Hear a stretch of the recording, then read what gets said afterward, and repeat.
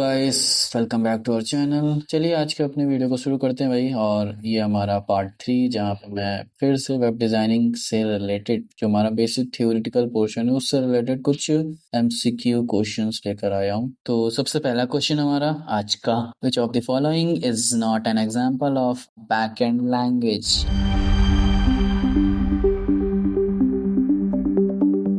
इनमें से कौन सा ऐसा है जो कि बैकएंड लैंग्वेज नहीं है? आंसर ए हमारा पाइथन, आंसर बी जावास्क्रिप्ट, उसमें नोड जेएस जावास्क्रिप्ट का, आंसर सी पीएचपी और आंसर डी है सीएसएस। अगर आपको पता है तो जल्दी से अपना आंसर कमेंट में बताइए भैया। आंसर रिवील करते हैं। आंसर हमारा यहाँ पे डी जो कि है सीएसएस। देखो बैकएंड लैंग्वेज यहाँ पे मैंने आपको बताया था पिछली क्लासेस में कि बैकएंड क्या है, वो हिस्सा हमारी वेबसाइट का जो कि सर्वर की तरफ से चल रहा है। सर्वर को क्रिएट करने की अगर मैं बात करूँ तो सर्वर को क्रिएट करने के लिए हम पाइथन, पीएचपी, जावास्क्रिप्ट जैसी लैंग्वेजेस का यूज करते हैं, और हमारी जो सीएसएस लैंग्वेज है उसका यूज हम करते हैं वेबसाइट को स्टाइल करने के लिए। और स्टाइलिंग एक ऐसा इंटरफेस होता है भाई जो कि ब्राउजर की तरफ से चलता है और यूजर को दिखाई देता है। और जैसे कि मैंने बोला कि बैकएंड हमारा वो पोर्शन है जो कि सर्वर की तरफ से चलता है, और सर्वर वाला हिस्सा कभी भी यूजर देख नहीं पाता। और यहाँ पे आंसर हमारा सीएसएस है। सीएसएस एक बैकएंड लैंग्वेज नहीं है, सीएसएस हमारी फ्रंट एंड लैंग्वेज में आती है। चलिए नेक्स्ट क्वेश्चन की तरफ बढ़ते हैं भैया। नेक्स्ट क्वेश्चन है, in which type of website does content typically remaining unchange for all users?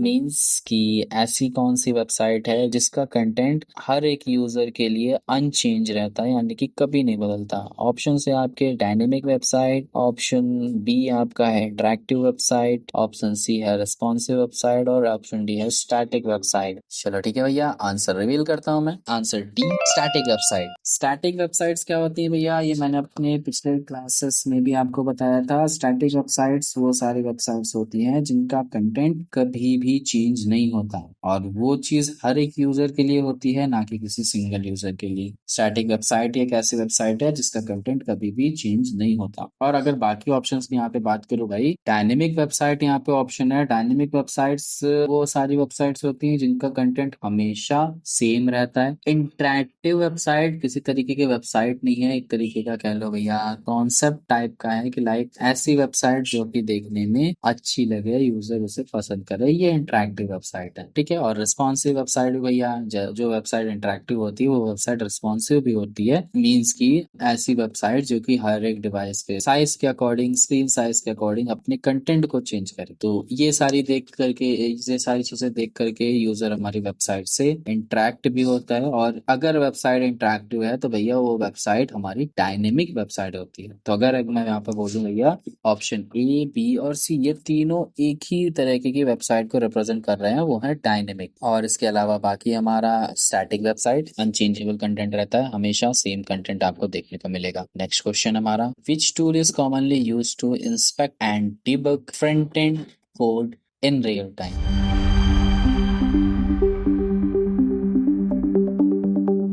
Question यहाँ पे बताया जा रहा है भैया कि हम जब भी वेबसाइट डिजाइन करते हैं तो वहाँ पे कौन सा ऐसा टूल होता है जिसकी हेल्प से हम अपनी वेबसाइट को इंस्पेक्ट कर सकते हैं, वेबसाइट के कोड्स को, और उन कोड को रियल टाइम पे हम चेंज करके उसका आउटपुट भी देख सकते हैं। ऐसा कोई एक टूल है। और यहाँ पे ऑप्शन है आपके notepad plus plus, browser dev tools, file explorer and MS word. अगर मैं एक्सप्लेनेशन दूं भैया तो आपका जो नोटपैड प्लस प्लस है वो एक सॉफ्टवेयर है जहाँ पे हम कोडिंग प्रोग्रामिंग कर सकते हैं। ब्राउजर डेव टूल यानी कि ये ब्राउजर का ही एक डेवलपर ऑप्शन हमारा रहता है, कोडिंग से रिलेटेड यहाँ पे भी चीजें आपको मिल जाएंगी। फाइल एक्सप्लोरर यहाँ पे एक कंप्यूटर की चीज है भैया जहाँ पे सारी फाइल्स, इमेज, वीडियो, मीडिया सब कुछ रहता है। और एमएस वर्ड एक सॉफ्टवेयर है भैया जहाँ पे हम लोग डॉक्यूमेंटेशन का काम कर सकते हैं, डॉक्यूमेंट्स बनाने का काम कर सकते हैं। तो अगर इतने से आपको आंसर समझ में आया है तो भैया जल्दी से आंसर बताओ अपना, फिर उसके बाद एक्सप्लेनेशन में बताऊंगा इसका। ओके, आई होप आपने आंसर दे दिया होगा भैया। तो इस क्वेश्चन का सही सही आंसर है ब्राउजर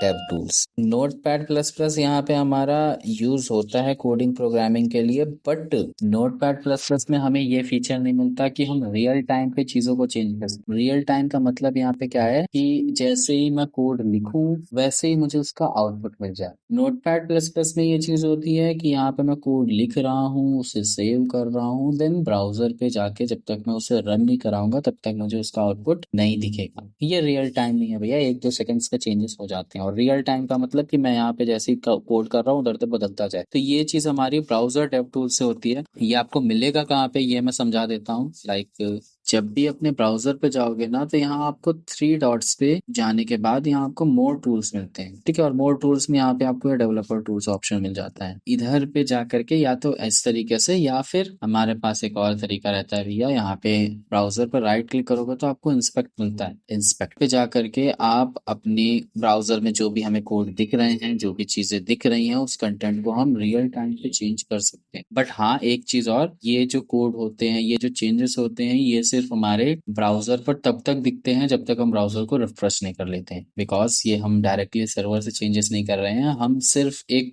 टेस्ट वाला काम यहाँ पे कर रहे हैं, ठीक है। अब लाइक एक चेंज में करके दिखाता हूँ आपको कि ये बैकग्राउंड है भैया, ये वाला इतना हिस्सा मान लो, ठीक है। इतना हिस्सा मुझे चाहिए कि स्टाइल करके मैं इसे किसी दूसरे कलर में रखूँ, जिसके लिए बस मैं कुछ ऐसा स्टाइल लिख दूंगा।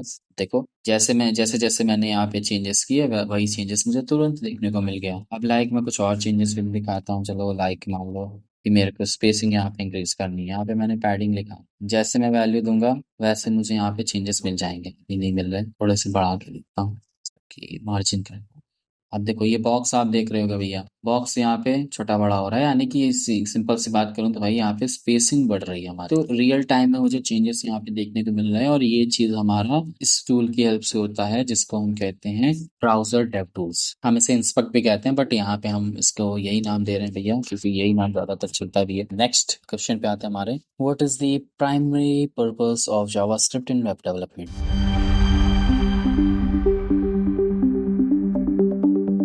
ऑप्शन है आपके structuring web pages, styling web pages, adding interactivity to web pages, storing data in database. हमारे जावास्क्रिप्ट का सबसे पहला पर्पस क्या है, या कह लो हमारे जावास्क्रिप्ट का काम क्या है वेब डिजाइनिंग वेब डेवलपमेंट में। वेबसाइट का स्ट्रक्चर बनाना, वेबसाइट को स्टाइल करना, या वेबसाइट को इंटरैक्टिव बनाना, या फिर वेबसाइट का जो भी डेटा है उसे डेटाबेस में स्टोर करना। कौन सा काम होता है भैया, जरा आंसर में मुझे कमेंट में इसका आंसर बताएं जल्दी से। इसका आंसर है adding interactivity to web pages, यानी कि हमारी जो जावास्क्रिप्ट है वो क्या काम करती है, वेबसाइट में इंटरैक्टिविटी बढ़ाने का काम करती है। जावास्क्रिप्ट लैंग्वेज की हेल्प से हम लॉजिक्स बिल्ड कर सकते हैं, लाइक यूजर जिस तरीके का एक्शन करेगा उसके अकॉर्डिंग हमारी जावास्क्रिप्ट उसे एक रिस्पॉन्स देगी, और ये रिस्पॉन्स देने का काम, इंटरैक्शन बढ़ाने का काम हमारा जावास्क्रिप्ट ही करती है। बाकी लैंग्वेजेस की अगर बात करूं भाई, ऑप्शन ए की स्ट्रक्चरिंग वेब पेजेस, तो वेबसाइट का स्ट्रक्चर बनाने का काम हमारा HTML लैंग्वेज से होता है। स्टाइलिंग वेब पेजेस, वेबसाइट अगर हम स्टाइल कर रहे हैं तो वो काम हमारा CSS लैंग्वेज से होता है। और स्टोरिंग डेटा इन डेटाबेस, तो इसके लिए हम यहाँ पे SQL या MySQL लैंग्वेज का यूज करते हैं अगर हमें डेटा स्टोर करने के लिए एक डेटाबेस बनाना है तो। और बाकी इंटरेक्शन बनाने के लिए, इंटरेक्टिविटी बढ़ाने के लिए हम यहाँ पे जावा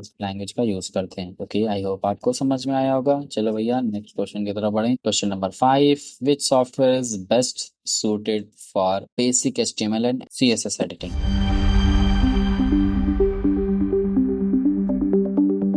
सिंपल सा क्वेश्चन है भैया, कौन सा ऐसा सॉफ्टवेयर है जो कि HTML और CSS के कोड लिखने के लिए बेस्ट होता है। ऑप्शंस आपके सामने है भैया, नोटपैड प्लस प्लस, या फिर गूगल क्रोम, या फिर माइक्रोसॉफ्ट पावरपॉइंट, या ऑप्शन डी हमारा है Windows media player. Media player ये आपका यूज होता है वीडियो या ऑडियो प्ले करने के लिए, ठीक है। गूगल क्रोम आप जानते हैं, माइक्रोसॉफ्ट पावरपॉइंट भी आप जानते हैं, प्रेजेंटेशन क्रिएट करने के लिए यूज होता है। और Notepad plus plus coding programming से रिलेटेड वर्किंग के लिए हमारा होता है। ऑप्शन आपके सामने हैं, कमेंट्स में अपना आंसर बताएं। सो इसका आंसर है भाई नोटपैड प्लस प्लस, एक हमारा बेसिक सा सॉफ्टवेयर जहां पे हम कोडिंग प्रोग्रामिंग यानी कि HTML CSS के सारे कोड्स एडिट कर सकते हैं, notepad plus plus. Next question हमारा यहाँ पे, what does the term file extension refer in the web development.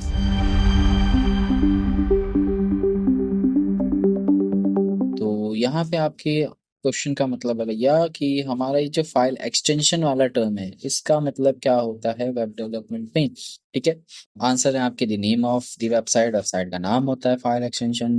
Part of domain name, domain name को कहते हैं फाइल एक्सटेंशन। या फिर the last part of file name indicating file type, last part हमारे file का, हमारे file के नाम का, जो कि हमारे फाइल के टाइप को इंडिकेट करता है। या फिर सर्वर कॉन्फ़िगरेशन फाइल, सर्वर से रिलेटेड एक फाइल को हम यहाँ पे फाइल एक्सटेंशन कहते हैं। फाइल एक्सटेंशन आपने ऐसे भी जिंदगी नाम सुना होगा, तो बताइए भैया क्या हो सकता है इसका आंसर।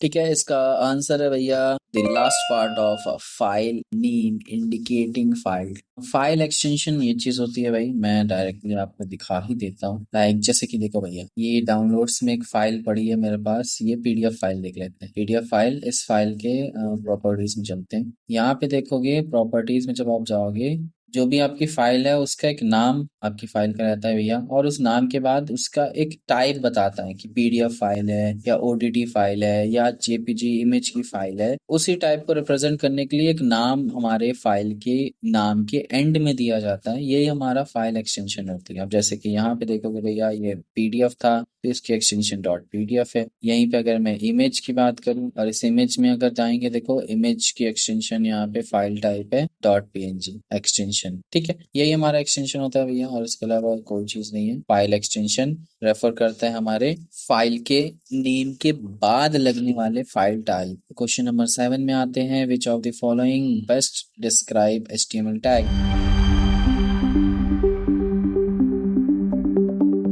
इनमें से कौन सा ऐसा है जो कि डिफाइन करता है एक HTML टैग को। They style the web page, option a web page style करने के लिए यूज होता है। They structure the content of a web page, HTML tag structure करता है वेबसाइट के कंटेंट को। थर्ड है हमारा they manage the database, HTML tag से डेटाबेस मैनेज कर सकते हैं। They add interactivity to a web page, web page की इंटरैक्टिविटी बनाने के लिए हम यहाँ पे HTML टैग का यूज करते हैं। चलो भाई, उसका आंसर है यहाँ पे they structure the content of the web page. अभी कुछ देर पहले मैंने जावास्क्रिप्ट के क्वेश्चन में भी ये चीज बताई थी आपको कि जावास्क्रिप्ट पेज का इंटरेक्शन बढ़ाने काम आता है, उसके साथ मैंने ये बोला था HTML का काम पेज का स्ट्रक्चर बनाने के लिए यूज होता है। ठीक है, तो यहाँ पे भी इसका आंसर ये होगा, पेज का स्ट्रक्चर बनाने के लिए कंटेंट जो भी ऐड हो रहे हैं उनको बताने के लिए HTML टैग यूज होता है। चलो भैया, नेक्स्ट क्वेश्चन में पढ़ते हैं अपने। In which of the following editors can you preview the output of your code directly.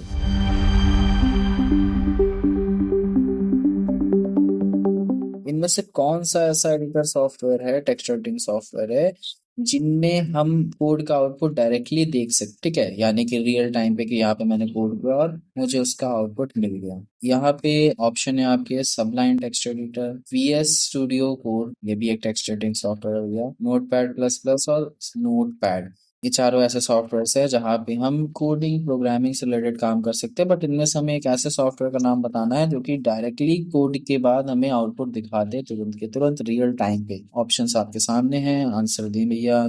इसका आंसर है भैया विजुअल स्टूडियो कोड। ये विजुअल स्टूडियो कोड, या आपने नाम इसका सुना होगा VS कोड, इस टेक्स्ट एडिटिंग सॉफ्टवेयर भैया एडवांस लेवल वाली प्रोग्रामिंग, लाइक कोई प्रोग्रामर है, ज्यादातर प्रोग्रामर्स इसी सॉफ्टवेयर पे ही कोडिंग करते हैं। और ये इसका एक अच्छा पॉइंट ये है कि भैया यहाँ पे इन सॉफ्टवेयर्स पर हम डायरेक्टली अपना आउटपुट भी सीन कर सकते हैं रियल टाइम पे। जैसे मैंने अभी इंस्पेक्ट वाला ऑप्शन आपको बताया था, वैसे ही यहाँ पे VS कोड पे भी हम चीजें कर सकते हैं। ओके, क्वेश्चन नंबर 9 पे आते हैं भाई। क्वेश्चन नंबर 9 हमारा, what is the main benefit of using a code editor like Sublime text editor और Notepad plus plus over a basic text editor. अगर मैं यूज कर रहा हूँ यहाँ पे सबलाइन टेक्स्ट एडिटर या फिर नोटपैड प्लस प्लस, तो इनका क्या बेनिफिट हमें हो सकता है कंपैरिजन करते हुए सिंपल जो नॉर्मल हमारा नोटपैड प्लस प्लस है उसके अकॉर्डिंग। ऑप्शंस हैं आपके, लिमिटेड लैंग्वेज सपोर्ट, यानी कि लिमिटेड लैंग्वेज सपोर्ट मिलता है। बेसिक वाले में, इसलिए हम लोग इस पे आते हैं, सबलाइन या फिर नोटपैड पे। लीक्स, सिंटेक्स हाइलाइटिंग, सिंटेक्स जो भी हम लिखते हैं उसकी हाइलाइटिंग सही से नहीं होती है, इसीलिए हम यहाँ पे सबलाइन नो या नोटपैड प्लस प्लस में आते हैं, ये इसका एक बेनिफिट ऐसा हो सकता है। या फिर offer syntax highlighting, auto completion and plugins, ये सारे बेनिफिट्स हमें सबलाइन में मिलते हैं क्या, जो कि ये है हमारा fix online supports HTML online भी सपोर्ट करता है। इनमें से कुछ एक बेनिफिट हमारा यहाँ पे है जिसकी वजह से हम यहाँ पे सबलाइन और ओके, इसका आंसर है भाई offers syntax highlighting and auto complete और प्लगइन्स। यहाँ पे हमें सबलाइन और नोटपैड टेक्स्ट एडिटर में सिंटेक्स हाइलाइटिंग्स, ऑटो कंप्लीशन और अलग अलग तरीके के प्लगइन्स अटैच करने के भी ऑप्शंस मिल जाते हैं। इस बेनिफिट की वजह से हम नॉर्मल टेक्स्ट एडिटिंग सॉफ्टवेयर की जगह पे इनका यूज करते हैं। नेक्स्ट और लास्ट क्वेश्चन की तरफ बढ़ते हैं भैया। Which of the following is used to style and format web pages?